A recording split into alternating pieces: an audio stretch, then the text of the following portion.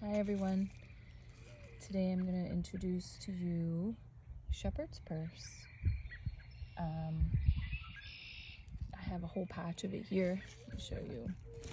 A whole patch of it here that I have not mowed, so I can come out here and harvest. My boys are kind of used to this, leaving big patches around just so I can harvest them and make medicine with some of my weeds that I have here. No, not really weeds, they're medicinal. You're going to see why in a minute. I'm going to tell you all about Shepard's purse. So every year I see it growing more and more. It keeps creeping up closer and closer to my house. We're like, yeah, alright, I think we're gonna do some tincture of Shepard's purse. So I'll give you a little bit of a background on Shepard's purse. It is in the mustard family. It's in the brassica family, which, if you know brassicas, which are cabbage, broccoli, Brussels sprouts, those are all the cabbage family. It's also used for heart and circulatory problems. I think we all can use a little bit of help in that area with the stress we've all been under. Helps with mild heart failure, low blood pressure, like a nervous heart complaints, helps with lower blood pressure. It's very stringent and tonifying. Just think of anything like overbleeding, heavy periods for women, blood in the urine, bladder infections. It's a super antioxidant, anti-cancer, used as a tea for bleeding, nosebleeds. Postpartum, it's anticoagulant. I already said kidney stones.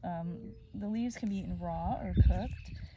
The leaves are a cabbage substitute, and you can harvest the leaves all year round. Just dry them for the winter and then, store them. They have like a peppery taste to them. So I'll show you the leaves. So, like, there's one of the leaves. So the leaves are like really right down here on the bottom. Some of these are not as good because I've let this go by pretty much. It's gone by quite a bit, but you still can use the leaves to eat. Like, this is a pretty good one, just as a taste also, so you get an idea. I have a lot of birds around here, so there's probably bird poop on some things. I usually just rinse everything off anyways. So that's that. That's the leaf. Doesn't that look like dandelion? So, like, there's so many things that are so close to dandelion. Like different types of dandelion. It's cool though. It's really thick though. The leaves are pretty thick. So, the stems, the leaves, and the flowers, the whole plant is edible. I mean, for medicinal. So the other names are lady's purse, shepherd's heart, mother's heart, St. James wort. I'll tell you why they call it shepherd's purse. So if you look, you can see these little guys look like little purses, and they also look like a heart. So, and they say if you turn it upside down, it looks like a pear, like a little pear shape. So that's why it's called the shepherd's purse, because it looks like little purses all the way up and down. So this whole thing you would take and just tincture it, make a poultice with it.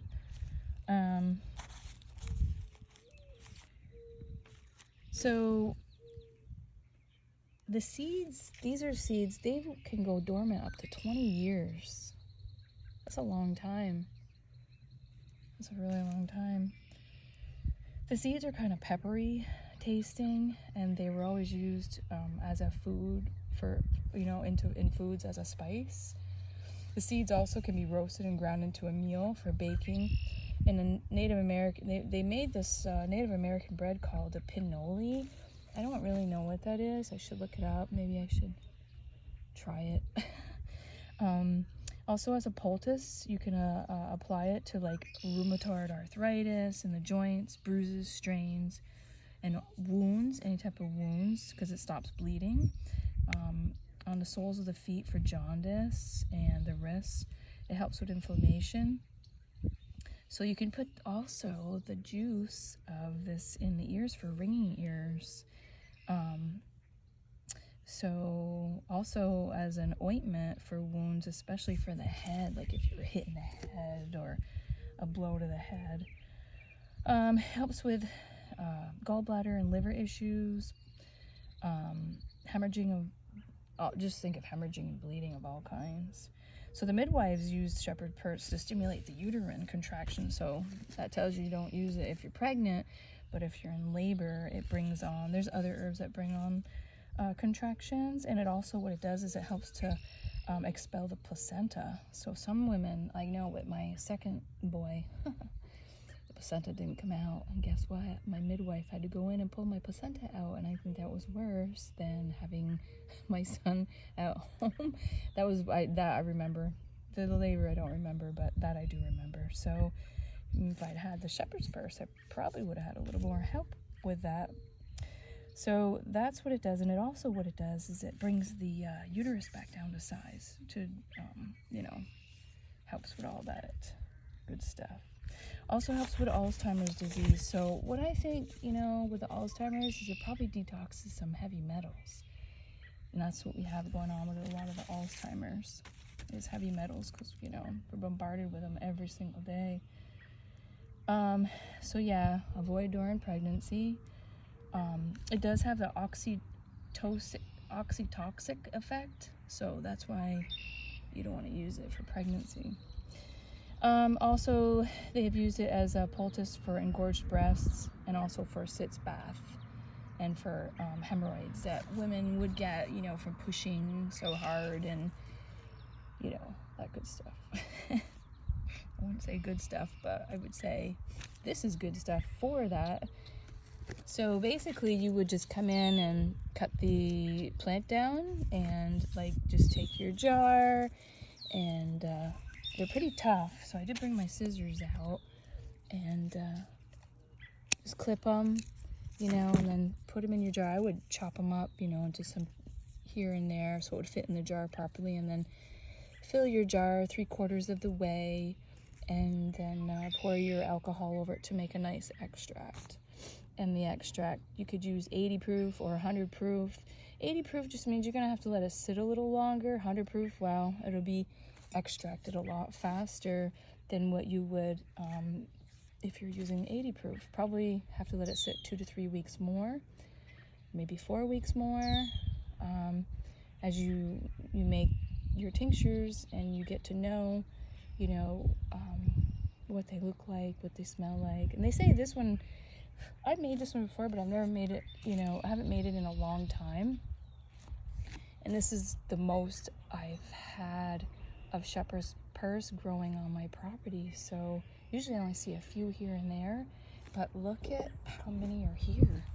Like this whole area is all, and some dandelion, this is all shepherd's purse. And also, there's more in the front of my house. So I'm gonna harvest this. I'm gonna make a nice extract with it. And like I said, you can eat the leaves as a wild edible medicinal. So yeah, try it, see what it tastes like, and get to know shepherd's purse a little bit more. All right, folks. Just wanted to do this little video today on this wonderful medicinal herb. And that's it. I hope you all have a great evening. It's beautiful out. All right, peace.